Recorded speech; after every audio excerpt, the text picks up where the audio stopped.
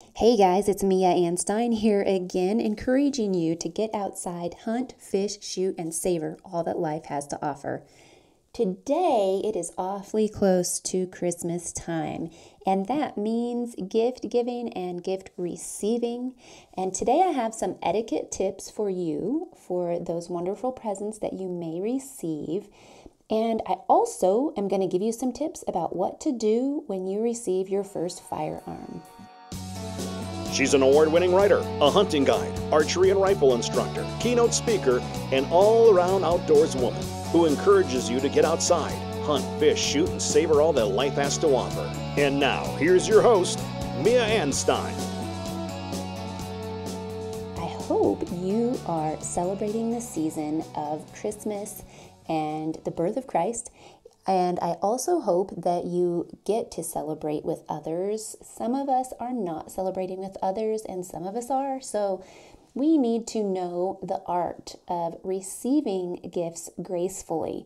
This is something that I think a lot of people need to work on. And some of these that I'm going to mention today, I have had some faux pas with them as well. So we all need some reminders, and we need to work on it every now and then.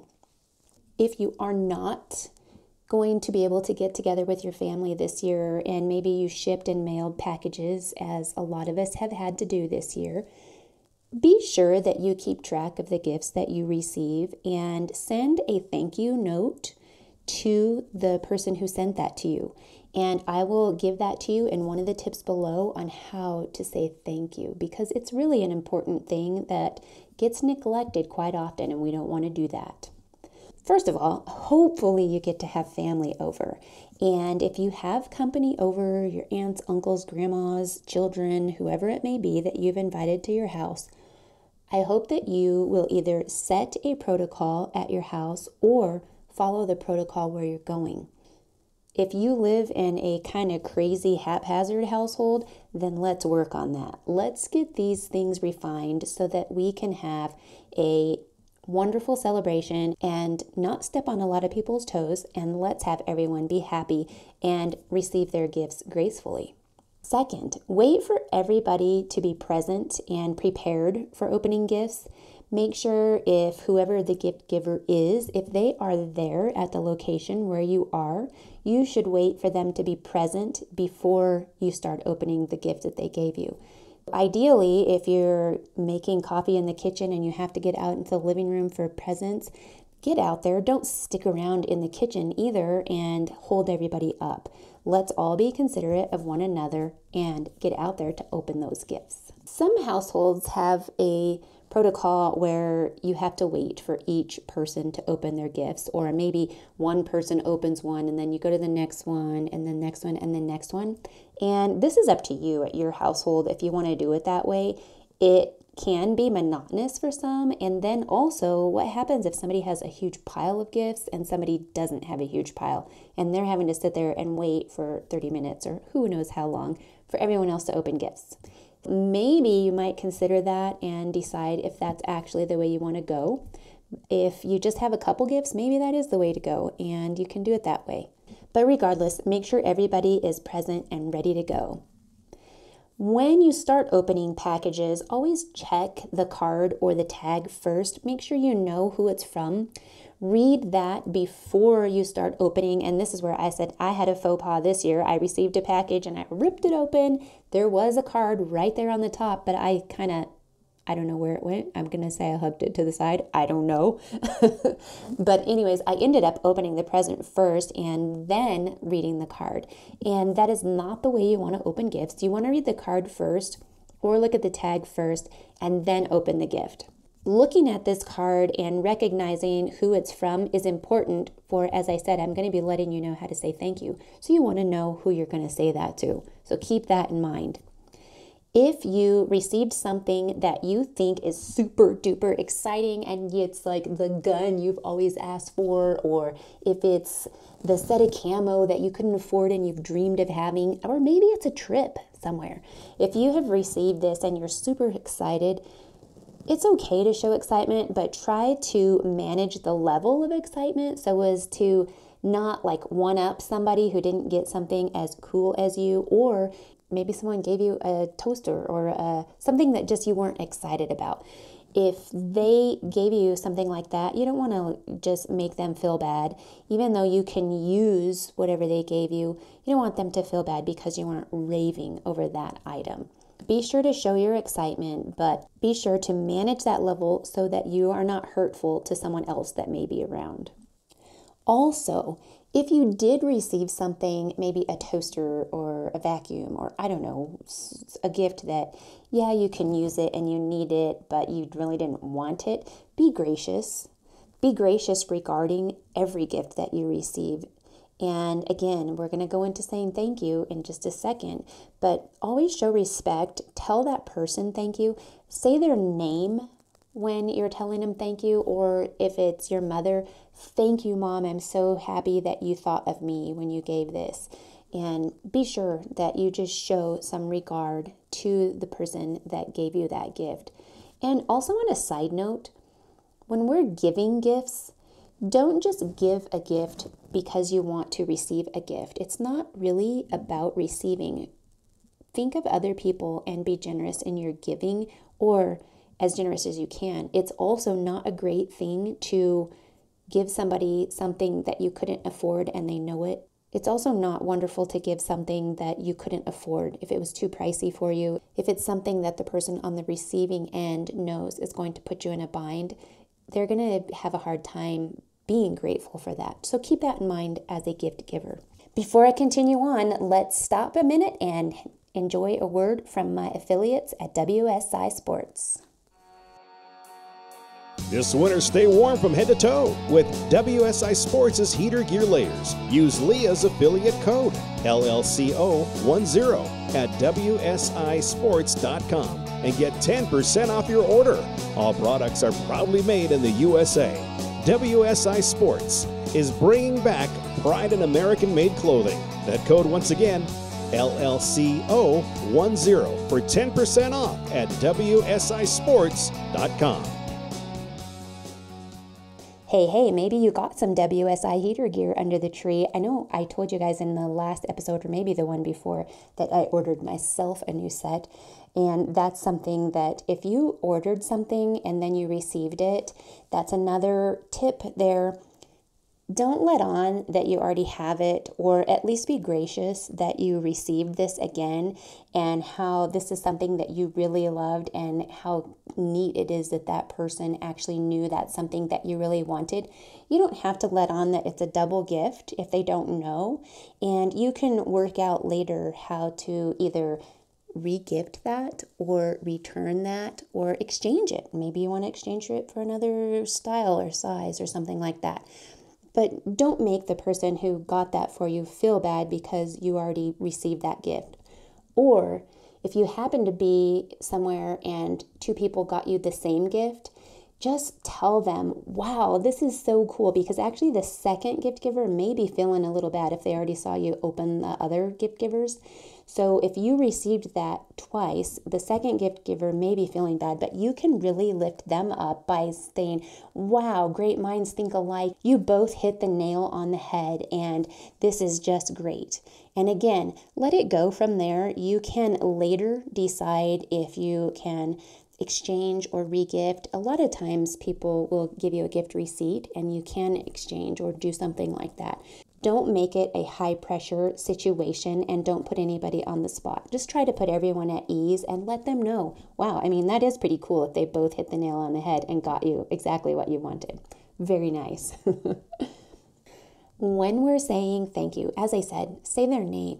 Say, thank you, Monica, for giving me this, or whoever it is, make sure you say their name. That'll also help you in your mind reinstate who gave you the jacket or the gloves or whatever it is that they're giving you. When you are saying thank you, try to be sincere, be respectful, be direct, and make sure that you say thank you to each and every person that is in the room that gave you a gift. And it's helpful to do this as you go. After each item, say thank you so much and thank you for thinking of me. When it's somebody who's not at your place where you're opening gifts, take note of who gave that to you. Maybe even write it down or put it in your notes app on your phone and make a note to yourself in your to-do list that you need to mail them a thank you card. Or once everything is done, text them and give them a direct thank you. And again, thank you so much for thinking of me. You're wonderful and you made me feel so good. Or whatever the actual term may be to suit your situation with that gift. When you are writing a thank you note, there is a grace period there where you have time to send a thank you. With Christmas, I would say try to do it before the first of the year, because once the first of the year gets going, you're going to be maybe going full blow. I don't know with COVID who's going to be doing what, but you might be so busy that you might forget to do that, and you don't want to neglect saying thank you. A handwritten note is something that people really enjoy receiving. People like to just see that you took extra effort, and it costs almost nothing. It's less than $1 to send a thank you card. Card, envelope, postage, all of it. So if you can handwrite a note, and when you handwrite the note, say thank you for whatever the gift is, and then how much you appreciated that they thought of you and sending that gift. That is a great way to say thank you. Another thing, I always enjoy getting firearms. And one year I got my gun and I was so excited and I just wanted to go out there and shoot it. But I had a lot of guests. I had company at the house and I had breakfast to cook and I was a host. And so it wasn't time to head out and play with my present, if you know what I mean. It was time for me to be cordial and visit with my company. So wait until after the get together to open and play with your gifts. You're opening it and you're seeing what you're getting, but don't start playing with them right away. Young children, of course, they're going to play with their toys and so forth.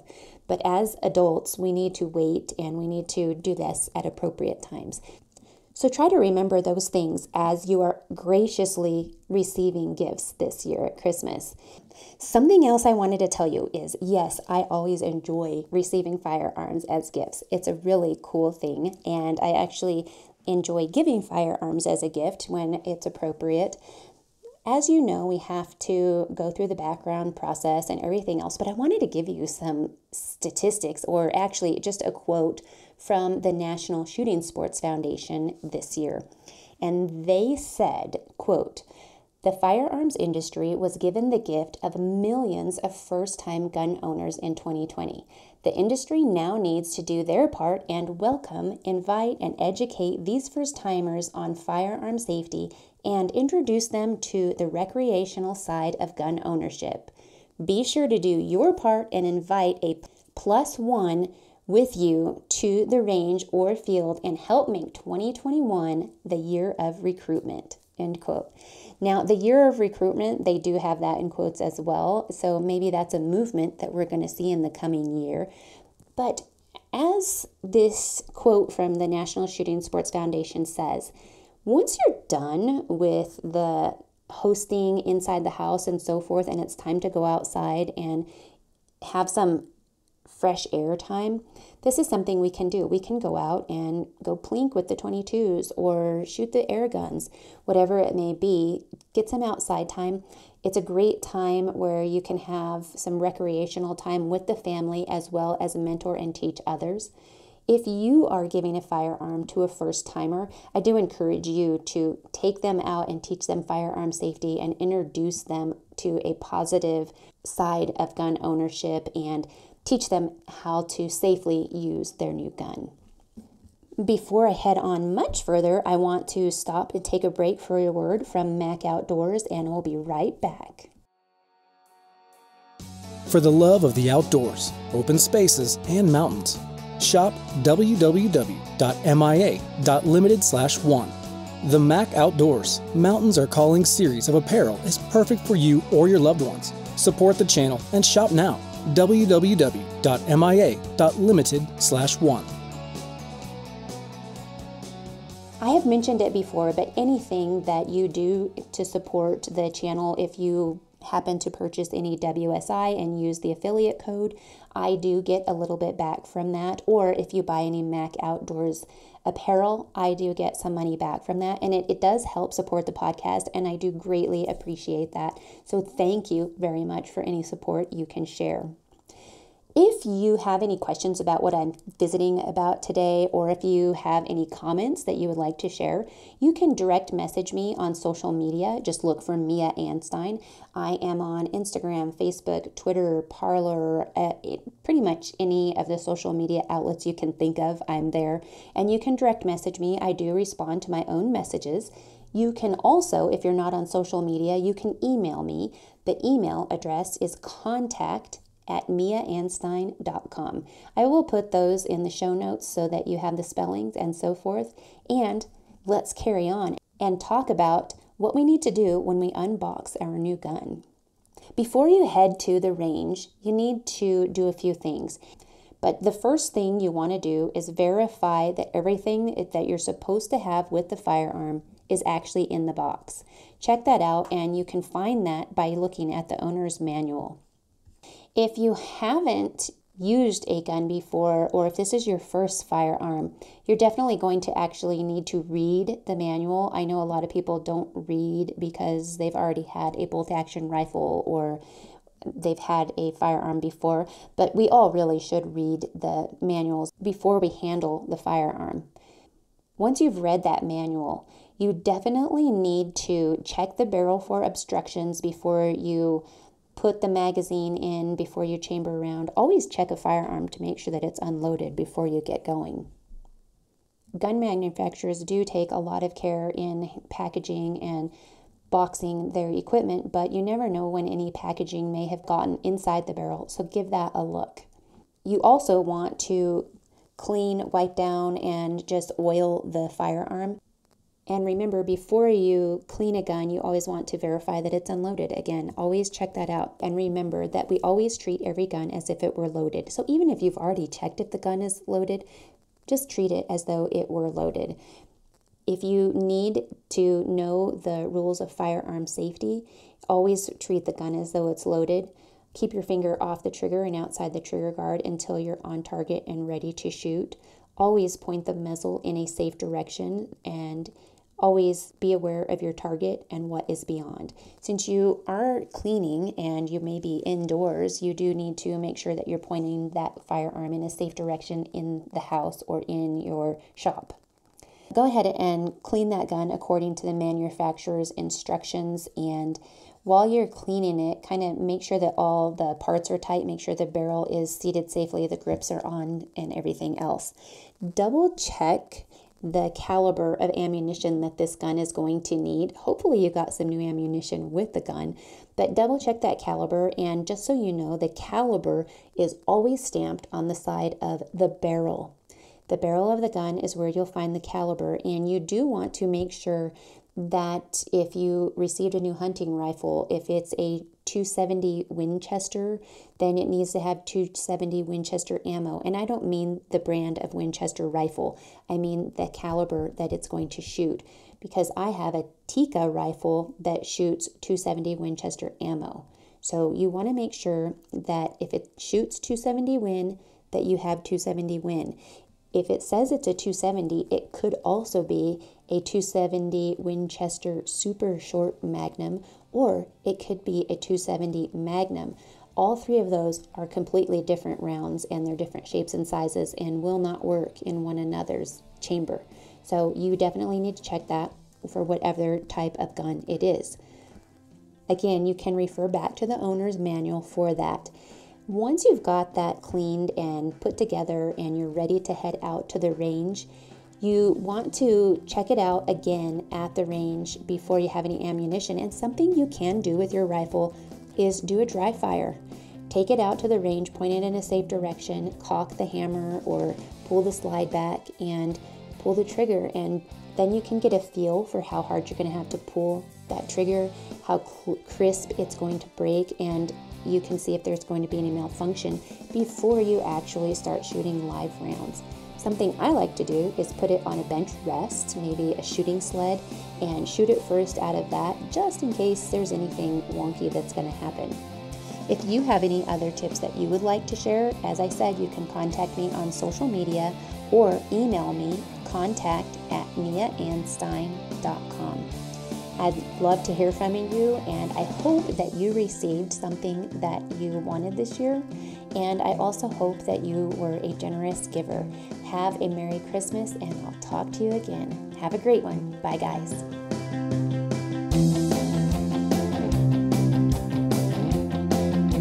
Hey, this is Lloyd Bailey, the Armed Lutheran, host of the Armed Lutheran Radio Podcast, reminding you that the podcast you're listening to is a proud member of the Self Defense Radio Network. Check out all the great content at selfdefenseradio.net.